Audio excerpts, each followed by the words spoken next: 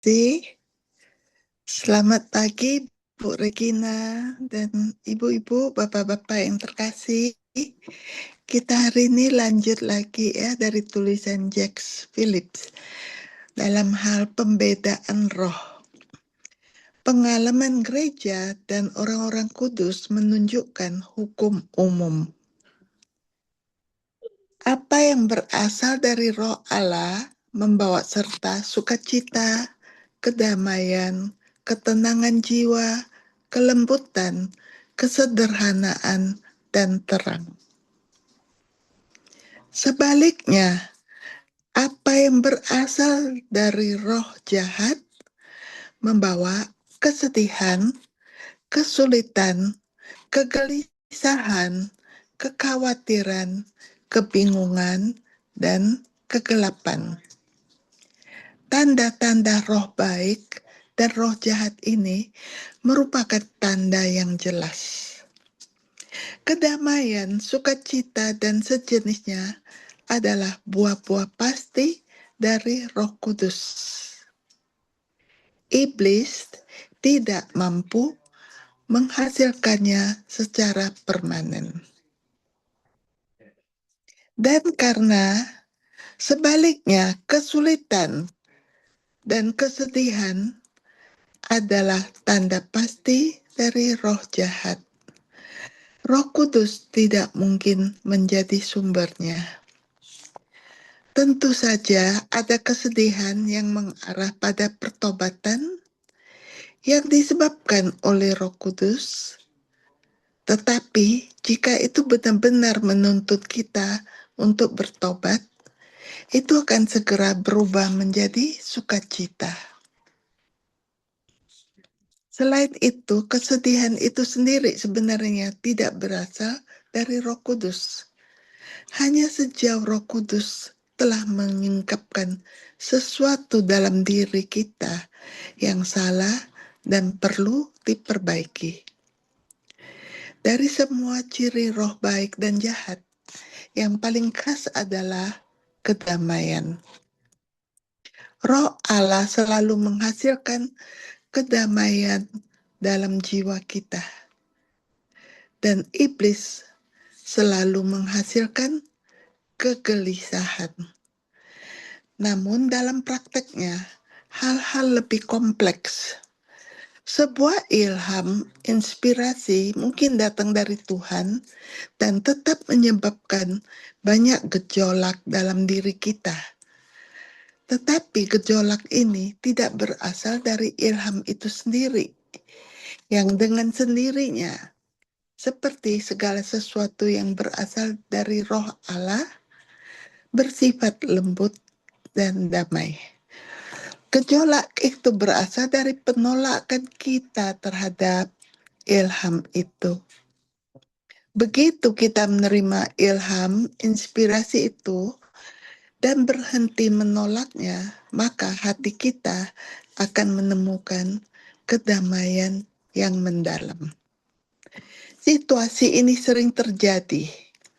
Inspirasi rahmat tertentu ketika sampai kepada kita bertemu dengan penolakan dari kita, baik kita menyadarinya atau tidak, dan membangkitkan rasa takut di tingkat manusia. Perbenturan dengan keterikatan kita pada kebiasaan kita sendiri dan sejenisnya. Gagasan untuk mempraktekkan apa yang disarankan Roh Kudus membuat kita khawatir dan kita mulai berpikir, bagaimana saya bisa melakukannya?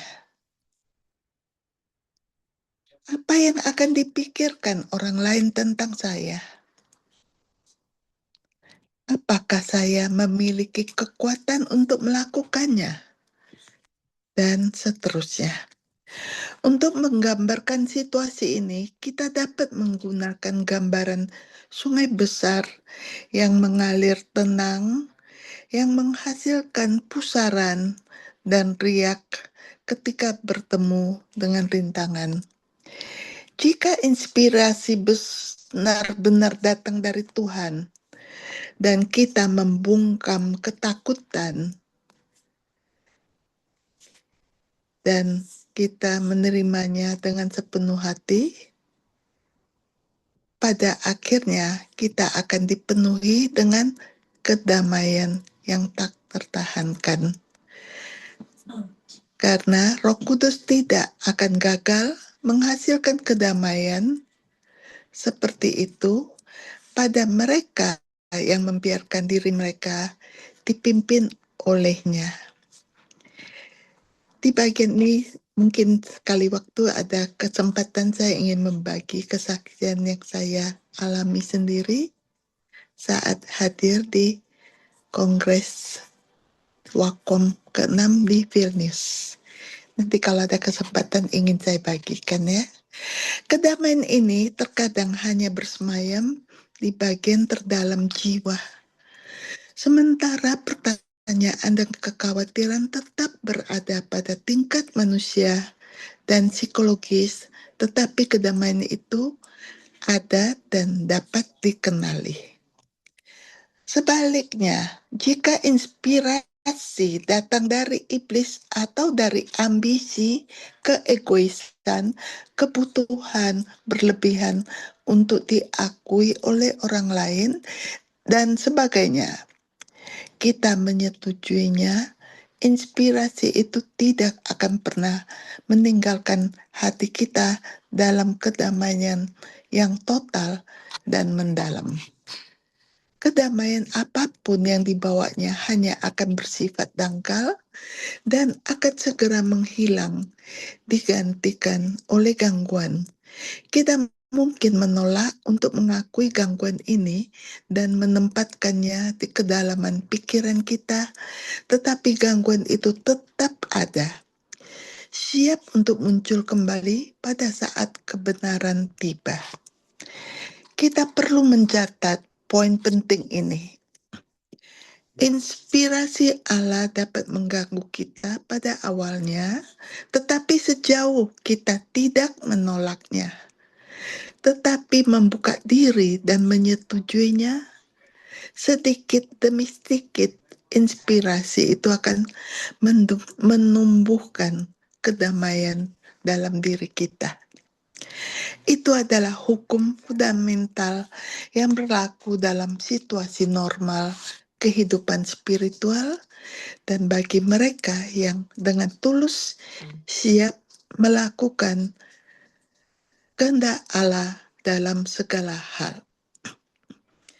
Namun, kehidupan spiritual lain, interaksi antar unsur spiritual dan psikologis itu kompleks, sehingga terkadang mungkin ada situasi yang sulit atau temperamen tertentu yang membuat sulit untuk menerapkan kriteria ini dalam praktek.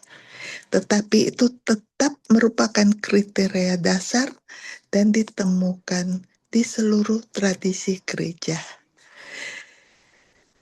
Besok kita sambung dengan tanda-tanda pelengkap ketekunan dan kerendahan hati.